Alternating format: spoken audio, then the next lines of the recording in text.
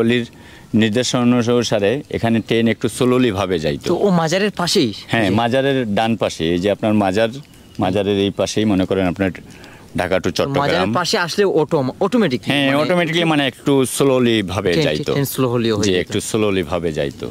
আল্লাহর বহুত বড় ধরনের অলি আছে নিনো মত করেন মানুষ এখানে আসে, উপকার হয়, মানুষে মানত করে, বিশ্বাস করে, আল্লাহ চাহিদা পূরণ। আল্লাহর অলিরে উসিল্লা লইয়া সব দোয়া মাজারে করে। এখানে প্রত্যেকটা মাজারে খাদিম আছে, কিন্তু এই মাজারে কোনো খাদিম নেই।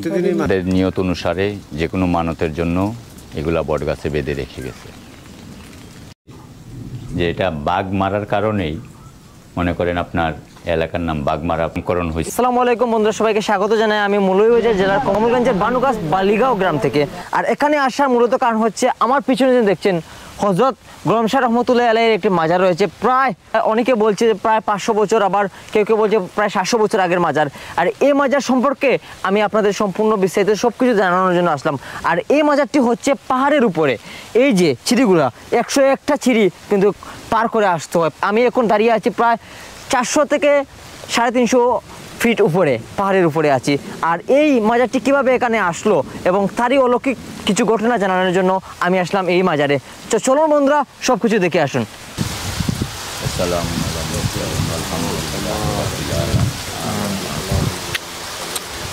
এরা হইলে গিয়া আধ্যাত্মিক জগতের, এরা পূর্বপুরুষ কই থেকে যে আইছে, একমাত্র আমাদের প্রাচীনতম যারা আমরা বাপসাসা যারা আসলা, এরা হয়তো কিছু দায় ধারণা দিতে পারেন।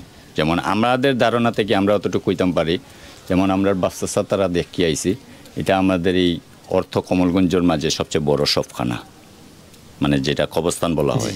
আর এখানে এই অলির মাজার পাহাড়ের উপরে। হ্যাঁ, পাহাড়ের উপরে শাহজালালের মাটিতে সবাই যায়, হিন্দু মুসলিম বৌদ্ধ খ্রিস্টান সবাই উন্মুক্ত। কারণ সবারই একটা সন্তুষ্টি থাকে যে একজন অলির মাজারে আসছি, হ্যাঁ, তার সান্নিধ্য পাওয়ার জন্য। প্রবীণ মুরব্বী যারা আমাদের বাপ চাচা দাদারা, তারা মূলত এটা বলতে পারবে। কারণ আমরা ছোটবেলা থেকেই দেখতেছি এখানে একজন অলির রওজা আছে, এবং এটা 360 আউলিয়ার সফর সঙ্গী। তাহলে প্রায় 700 বছর আগের। হ্যাঁ, এমনই হবে, 700-650 বছর এমনই হবে।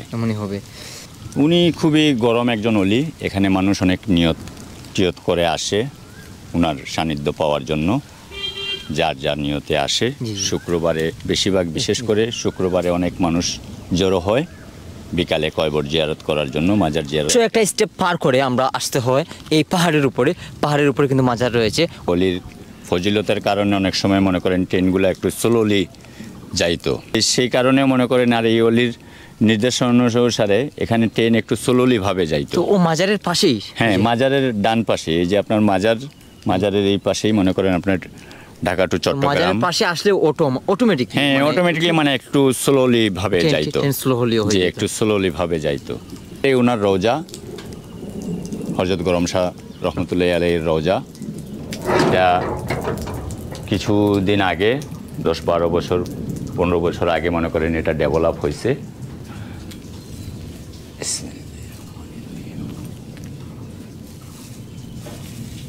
প্রায় মাটি ভূগর্ভ থেকে ম্যাক্সিমামলি প্রায় 300-350 ফুট উপরে আছি। এই পাশটা দেখতেছেন, এই পাশ দিয়ে আপনার ট্রেনের ঢাকা টু চট্টগ্রাম না, তেমন দূরত্ব না। এখান থেকে মনে করেন আপনার 100-150 ফিট দূরত্ব হবে আর কি। তাহলে এখানে আসলে ট্রেন আসলে অটোমেটিকলি স্লো, এমনিও একটু স্লোলি ভাবে যায়। যতটুকু আমার ধারণা থেকে আমি জানি, এখানে কোনো সেবক উনি চান না, কারণ সবাই মিলে সেবা করে এটাই উনি উপলব্ধি করেন এবং পছন্দ করেন। সে কারণে এককভাবে কোনো সেবক উনি চান না। সে কারণে এখানে কোনো খাদিম নাই, মানে এলাকার লোকজন প্রতিবেশী যারা আছে সবাই এটাকে আপনার পরিচালনা করে, দেখাশোনা করে। প্লাস এটা সম্পূর্ণই একটা কবরস্থান। এটার চতুর্পাশেই একটা বিশাল কবরস্থান, বিশাল একটা কবরস্থান। এগুলা প্রাচীনতম। প্রায় সময় মানুষ আসে এবং প্রতি শুক্রবারে খুব বেশি মানুষ হয়। অনেক মানতে আসে, অনেকের ইচ্ছা পোষণ করার জন্য অলির উসিল্লায় আল্লাহ তাআলার কাছে অনেক কিছুই চায়, উনি অলির উসিল্লা হয়তো দান করেন। যেমন আমরা এখন যে জায়গায় আছি, এখান থেকে ম্যাক্সিমামলি প্রায় 300-350 ফিট উপরে আছি।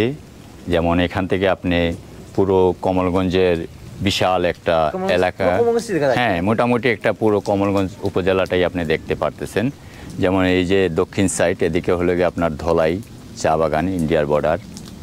তারপরে আপনার পূর্ব দিকে হইল গিয়ে আপনার শমশেরনগর, রবির বাজার, কুলাউড়া, এবং উত্তরের দিকে হলো গিয়ে আপনার মৌলভীবাজারের অবস্থান, জেলা শহর যেটা আমাদের উপজেলার, এবং পশ্চিমে আপনার রেইন ফরেস্ট।